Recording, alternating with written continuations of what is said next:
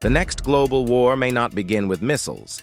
It may begin with computer chips, AI, semiconductors. Taiwan.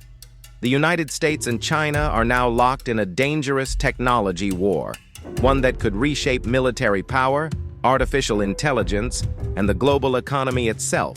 Export bans, sanctions, supply chain pressure, billions pouring into chip manufacturing.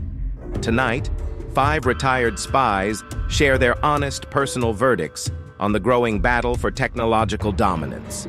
No official talking points, no spin, just experience. Let's begin. Back with us tonight, Texas Buck, McCoy Colonel Dimitri the Bear, Volkov, Madame Li Wei, Sir Reginald Hawthorne, Lucas Brunner, 5 retired spies, 5 very different world views. First round, what is actually happening right now? The United States is aggressively restricting China's access to advanced semiconductor technology. Export bans on AI chips and manufacturing equipment have tightened significantly. Washington believes advanced chips are now directly tied to military superiority and national security. China, meanwhile, is investing enormous amounts into domestic chip production. Both sides are racing to reduce dependence on each other. This isn't normal economic competition anymore. This is strategic technological warfare. Companies are already being forced to pick sides. And honestly, this rivalry could shape the next 20 years. From Beijing's perspective, this is a serious escalation of strategic competition. The United States is using export restrictions to slow China's technological development. China views semiconductors and AI as essential to long-term national growth. Global technology cooperation is becoming increasingly fragmented. Supply chain pressure is growing across Asia. Innovation itself may suffer if this decoupling continues. The future of AI and advanced manufacturing is now deeply tied to geopolitics. Stability in this area is extremely important for the entire world. America is trying to preserve technological dominance before China fully catches up. Weaver controls advanced chips, controls AI infrastructure, cyber systems, and military capability. That is why Washington has weaponized export controls so aggressively. China is responding exactly as any rising power would, by accelerating self-reliance. The era of open global technology cooperation is fading rapidly. Technology is now treated as a strategic weapon. This is becoming the defining geopolitical rivalry of the century. The immediate reality is fragmentation. America is tightening restrictions. China is building alternative systems. Europe is increasingly uncomfortable being caught in the middle. Companies are struggling to decide where to manufacture, invest, and cooperate. Investors are nervous, and frankly, many leaders privately fear this technology rivalry could become more dangerous than traditional military competition. From a neutral perspective, this is a restructuring of the global technology order. Countries are trying to reduce external dependence in critical technologies. Export controls and investment restrictions are increasing steadily. Smaller nations are being forced to navigate between competing power centers. Financial markets are already reacting to these tensions. This carries enormous economic risks. Careful management will be essential to prevent instability. So everyone agrees this is bigger than business. The real disagreement is who started this escalation. Let's go there. Who bears the greatest responsibility for this tech war? Buck, start us off. China forced this confrontation through aggressive technological expansion and military integration. Beijing spent years trying to dominate strategic industries while using massive state-backed industrial policies. American intelligence agencies repeatedly warned about technology transfer and intellectual property concerns. Advanced chips are not just commercial products anymore. They power military AI, cyber warfare systems, and surveillance infrastructure. Washington finally decided the risks were too large to ignore. America is protecting its strategic advantage before it's too late. That explanation sounds convenient, Buck. America tolerated globalization for years when it benefited American power. But now China is approaching technological parity. Suddenly Washington calls it a security threat.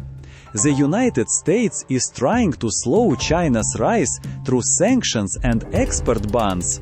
This is classic containment strategy. America bears enormous responsibility for escalating this rivalry. Oh, come on, Dmitry. China didn't exactly behave like a harmless trading partner. And America doesn't behave like a neutral defender of free markets. Both sides contributed to this escalation. The United States used aggressive export controls. China accelerated military-civil fusion and strategic technology development. Mutual distrust has deepened significantly. Each side now interprets the other's actions as hostile. Continued escalation risks damaging global innovation and economic stability. Restraint is urgently needed. Frankly, everyone involved made serious miscalculations. Washington underestimated how strongly China would pursue technological independence. Beijing underestimated how aggressively America would respond. Businesses are increasingly forced to choose political alignment over commercial logic. Once technology becomes fully politicized, reversing course becomes extremely difficult. From my perspective, this rivalry was probably inevitable. Economic power, national security, artificial intelligence, and strategic influence are now deeply interconnected. Structural forces are driving this competition beyond politics alone. The more important question is whether both sides can establish guardrails before escalation becomes uncontrollable. The risk of miscalculation is increasing steadily. Strong disagreements already. Let's move forward. What happens next? What do you expect over the coming months? The United States will likely continue expanding export restrictions on advanced technologies. China will respond by accelerating domestic semiconductor development even further. Investment into AI infrastructure will continue growing rapidly. Global supply chains will become increasingly fragmented. Diplomatic talks may continue publicly. However, genuine trust will remain limited. Stability will depend heavily on communication and restraint. I expect tougher restrictions ahead. Washington believes slowing China's technological advancement is now a long-term strategic necessity. Allied coordination will increase. AI competition will intensify dramatically. Cyber capabilities will become increasingly important. This rivalry isn't temporary anymore. This is the new Cold War. Quiet diplomacy is probably already happening behind closed doors. Publicly, tensions may continue rising. Privately, many governments understand how dangerous full decoupling would become. Europe will continue trying to avoid full alignment with either side. Businesses will face increasingly painful strategic decisions. Managing this rivalry peacefully will require enormous discipline from all sides. China will eventually make major breakthroughs despite American restrictions. Pressure often accelerates self-reliance. Russia-China technological cooperation may depend further. More countries may resist American pressure over time. Washington may discover containment is more difficult than expected. The world is becoming increasingly multipolar. I expect prolonged instability rather than sudden resolution. More export controls and countermeasures are likely. Financial markets may experience repeated volatility. Smaller countries will continue trying to avoid choosing sides directly. Quiet mediation attempts may increase gradually. However, deep mistrust will slow meaningful progress. Anyone want to challenge another prediction? Dmitry still underestimates how powerful coordinated Western technology restrictions can become. And Buck underestimates how determined China is to remove dependence on American systems. This is exactly why both sides should reduce escalation before the situation hardens permanently. Because once two separate technology ecosystems fully emerge, rebuilding trust becomes extraordinarily difficult. Which brings us to the darkest possibility tonight. What is the true worst-case scenario? The worst case is total technological fragmentation. Two competing global systems, two AI ecosystems, two supply chains. Cyber warfare intensifies dramatically. Nations are forced to choose sides. Global instability rises for decades. That scenario would permanently reshape the international order. The worst case is this tech war spilling into military confrontation over Taiwan. AI, defense systems, cyber capabilities all depend on advanced chips. If conflict erupts around Taiwan, global supply chains could collapse almost overnight. Financial markets would panic. Global recession becomes highly possible. Recovery might take years. The humanitarian and economic consequences would be catastrophic. Developing countries would suffer enormously from supply disruptions and rising costs.